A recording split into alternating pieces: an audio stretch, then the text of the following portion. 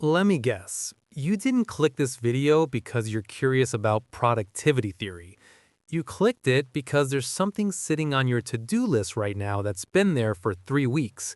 And every time you think about it, your chest gets tight and suddenly you really need to check Instagram. That thing you're avoiding, it's not a task. It's a mirror. And you don't like what you might see in it. Here's the lie you've been told. You procrastinate because you're lazy, undisciplined, or lack willpower. Here's the truth. You're procrastinating because your brain is brilliant at keeping you safe. The problem is, it's using 200,000-year-old software to protect you from threats that don't exist, like the existential dread of opening your email. Until you understand that your procrastination is a feature, not a bug, no app, no journal, and no 5 a.m. morning routine will fix you. You don't need fixing. You need a new operating system. That's what this video is. Let me show you the real cost of that one more scroll. It's not just wasted time, it's wasted self. Every time you negotiate with yourself, I'll start after this video. I need to be in the right headspace. You're not just delaying a task, you're casting a vote for the person you become. And here's what's terrifying. Those votes compound. Miss one workout? That's fine. But miss 50 and you've reinforced an identity. I'm someone who skips workouts. Delay launching your side hustle for a month? No big deal. But delay it for 2 years and you've become someone who talks about entrepreneurship but lives in a cubicle. The most dangerous part? You still care. You still feel that gap between who you are and who you could be. That guilt, that frustration, that 2 a.m. self-loathing, that's not failure. That's proof your soul hasn't given up yet. But caring without action is just slow motion suffering, and I'm not going to let you do that anymore. Let me read your mind. You woke up this morning with a fire in your chest. Today was the day you'd finally write the first chapter of that book you'd outlined 4 times. Send that difficult email to your boss about the promotion you deserve. Clean out your garage that's become a graveyard for Amazon boxes. Start the diet your doctor warned you about. Build that website for your business idea. By 9:17 a.m., you'd already lost. You told yourself you'd just check 1 notification. 1 became 20. 20 became a deep dive into your ex's vacation photos, and by the time you looked up, it was lunchtime, and your brain was already making its case. You're not in the right mindset. You need to research more before you start. Maybe tomorrow when you're less tired. Sound familiar? Here's the psychological warfare happening behind the scenes. Your brain isn't trying to sabotage you. It's trying to protect you from the immediate emotional threat of uncertainty, boredom, or potential failure. Every task carries an emotional payload. Writing that email? That's not typing, it's risking rejection.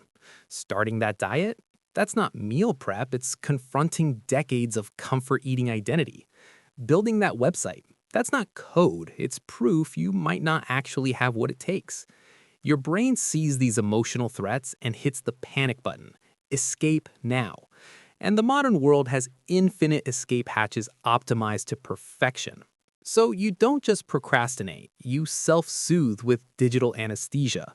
The task becomes scarier, the gap widens, and you start believing the worst lie of all. This is just who I am. It's not. It's who you're being. And that's a choice you can change right now. Let's get clinical for 60 seconds. Your procrastination isn't a character flaw. It's your limbic system doing its job.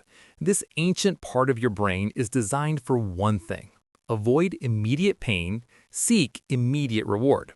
When you stare at a blank document, your amygdala, the brain's threat detector, lights up like you're staring at a saber-toothed tiger. It doesn't differentiate between mortgage payment anxiety and mortal danger. It just screams, unpleasant, escape. Meanwhile, your prefrontal cortex, the rational, future planning part, tries to argue, but this is important for our long-term goals. The limbic system doesn't speak long-term. It speaks now. And it has a 5 million year head start on evolution. So when you choose TikTok over taxes, you're not weak, you're just letting the older, louder software run the machine. This changes everything. Because you can't out-willpower your limbic system. You can't discipline a threat response. That's like trying to meditate your way out of a burning building. You need to hack the system. You need to speak in a language your ancient brain understands. Tiny rewards, immediate clarity, and emotional safety. That's why Just Do It fails. That's why Be More Disciplined is toxic. And that's why the entire self-help industry has been gaslighting you for decades. You don't need more motivation. You need a better threat assessment. Let me destroy the motivation myth forever. Motivation is emotion dependent. It's a feeling, and feelings are weather. They come and go without your permission. Procrastination is emotion activated. It thrives when you're tired, anxious, overwhelmed, or insecure. So waiting for motivation to strike is like waiting for perfect weather to fix your roof while it's actively raining inside your house. Let's look at the data.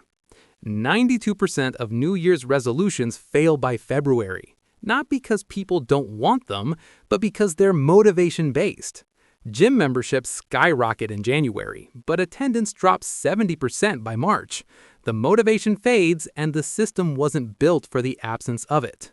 The average person has 15 personal projects they've been meaning to start. 15! That's not laziness, that's a systemic failure of how we approach action. Here's what nobody tells you. Motivation is a byproduct of action, not a prerequisite. You don't feel like working out, then go to the gym. You go to the gym despite not feeling like it, and the motivation comes after you start.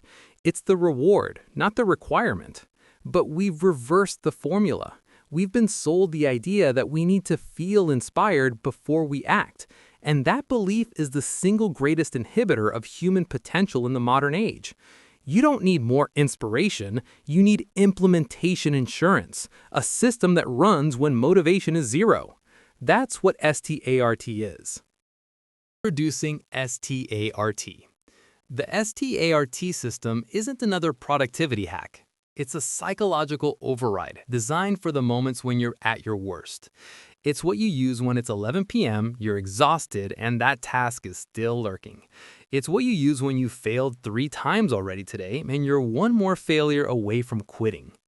S. Spot the avoidance. Procrastination is a master of disguise. It doesn't show up with a villain's mustache. It shows up as reasonable-sounding logic. I'll be more productive if I rest first. Maybe true, but not right now. I need to gather more information. You've already gathered enough for 3 PhDs. This isn't the right time. The right time doesn't exist. The moment you hear yourself negotiating, that's your trigger. Your move, label it out loud, not whispered in your head. Actually say it. I am avoiding discomfort right now. Why does this work? Because awareness is the circuit breaker of autopilot. The moment you name the behavior, you pop out of the trance. You're no longer the procrastinator, you're the observer of the procrastination. And the observer has power. Do this right now. Think of that thing you're avoiding. Say the sentence out loud. Feel how it immediately reduces the power of the excuse? That's not magic, that's neuroscience.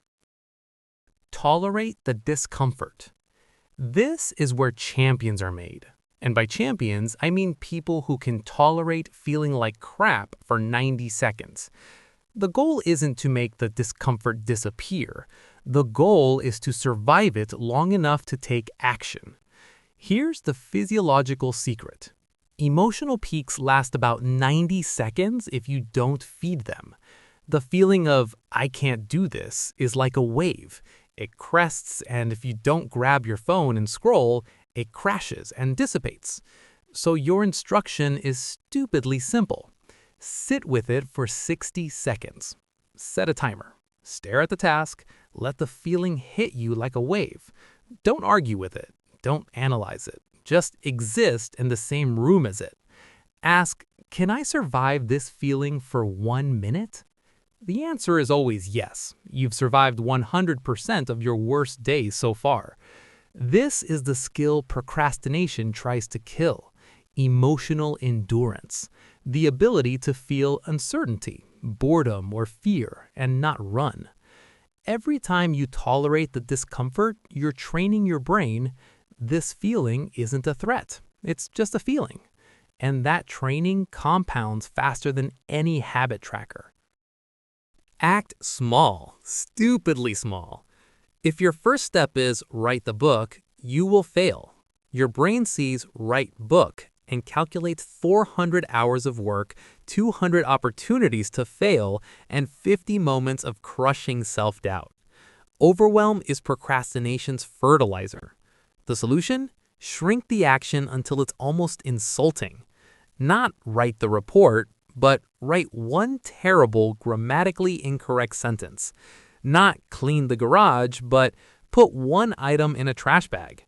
Not apply for jobs, but open one job description and read the title. Not work out, but do one squat while the coffee brews. Why does this work? Because your brain doesn't resist continuing. It resists starting. The activation energy of a laughably small action is near zero. Once you've started, Newton's first law kicks in. Objects in motion stay in motion. I call this the 2-minute rule, but with a twist.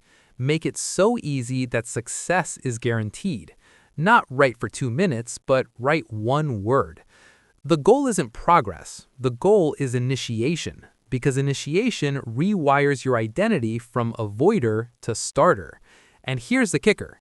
You cannot judge the quality. If you write one sentence and it's garbage, you still win. You started.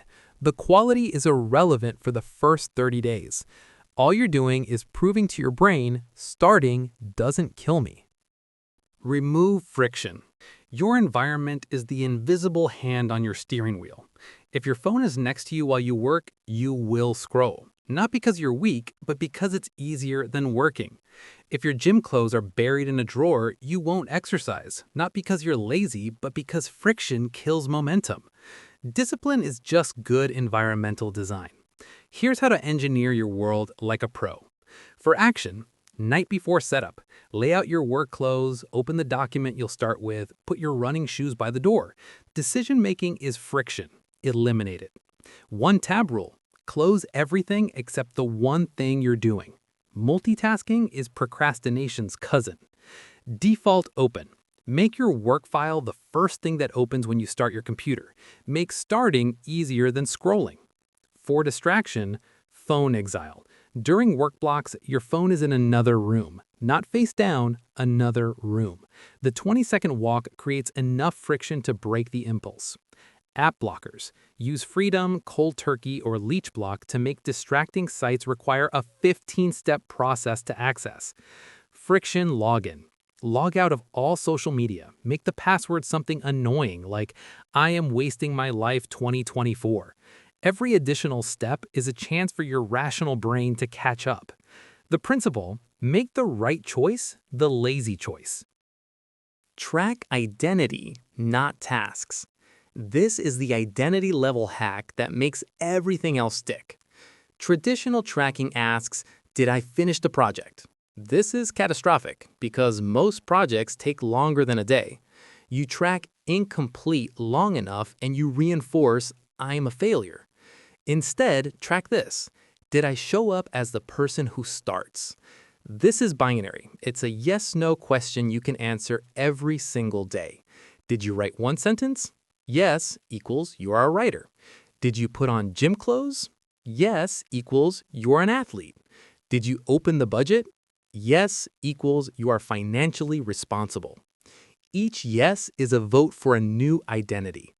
Identity is the only thing that compounds. Tasks get done and disappear. Identity sticks. Every evening, answer this in a journal. Today, I showed up as someone who blank. Fill in the blank with the identity you're building. Over 30 days, this becomes self-evident. Over 90 days, it becomes automatic. Over a year, it becomes who you are. Objections handled. This sounds too simple. Will it really work for my complex life? Simple works because your life is complex. When you're overwhelmed, your brain can't process complex systems. It needs one clear instruction. Do this one small thing. The people who fail are the ones who add complexity. I'll do S.T.A.R.T, but I'll also track macros, meditate for 30 minutes, and journal my feelings. No. Complexity is procrastination in a clever disguise. It gives you permission to delay while you set up the system. Start with one letter of S.T.A.R.T. Master it. Then add the next. But I've tried starting small before. I always quit.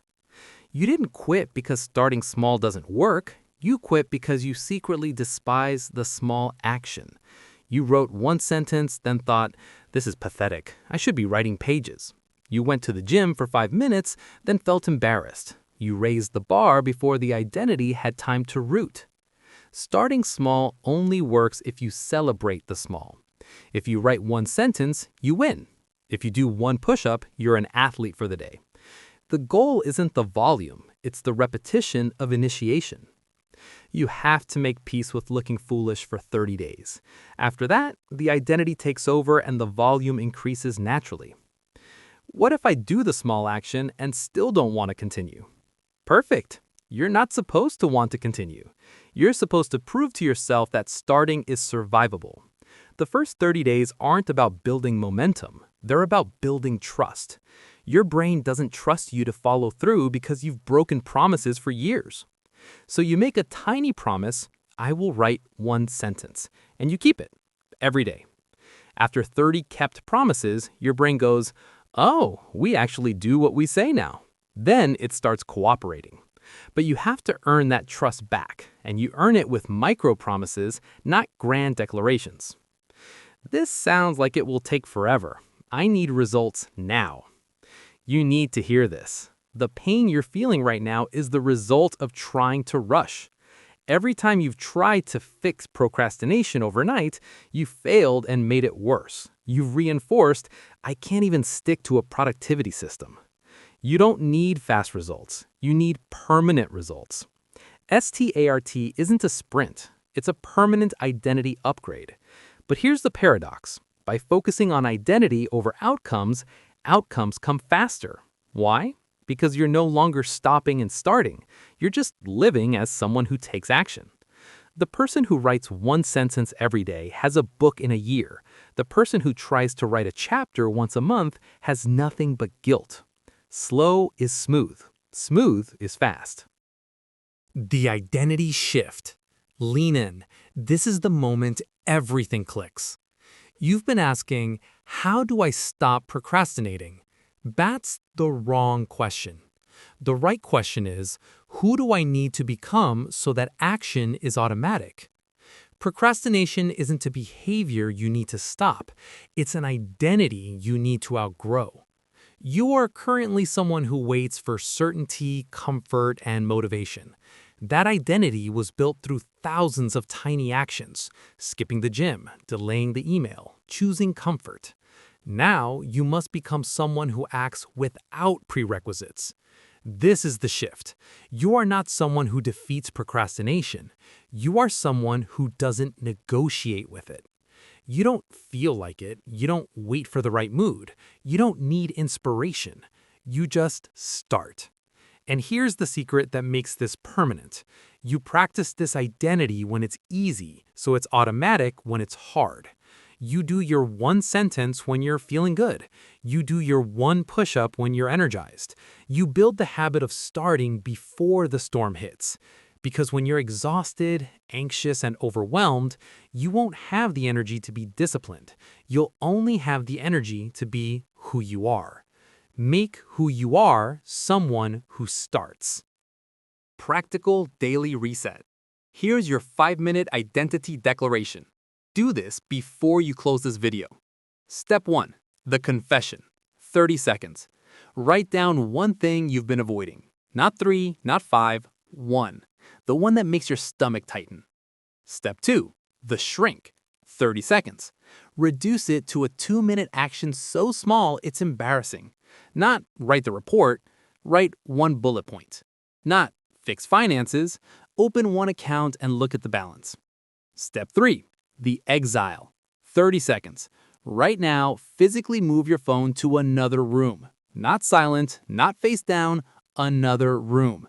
If you're on your phone, set a 5-minute timer, switch to airplane mode, and commit. Step 4. The start. 4 minutes. Set a timer for 5 minutes. Work on the micro action. You can stop after 5 minutes. You can do more if momentum takes over, but you cannot negotiate during these 5 minutes. Your brain will scream, let it scream. You're tolerating discomfort now. You're training. Step 5. The identity vote. 30 seconds. When the timer ends, say out loud, "Today, I showed up as someone who starts." This is non-negotiable. Do it now. Pause the video if you have to. Your future self is watching this exact moment. Procrastination is not a life sentence. It's a pattern, and patterns can be broken. But you don't break them with intensity. You break them with identity. You don't need a new personality. You don't need to find yourself. You don't need to wait for clarity. You need to start before you're ready. You need to act when it feels like garbage. You need to trust that showing up is the entire game. The world doesn't reward perfection. It rewards presence. The people you admire, the ones who seem disciplined and driven, they don't have more willpower than you. They just have a different self-concept. They see themselves as someone who does the thing. So when the moment comes, they don't negotiate. They just are. You can be that person. Not tomorrow, not after you figure it out. Today. The gap between who you are and who you could be is filled with one thing: tiny, uncomfortable actions taken before confidence arrives. Stop waiting for permission from your emotions. They don't know your potential. They only know what's comfortable. Your future self is not some mythical creature. They're you, 6 months from now, living in the house you built with today's actions. Build them a good house.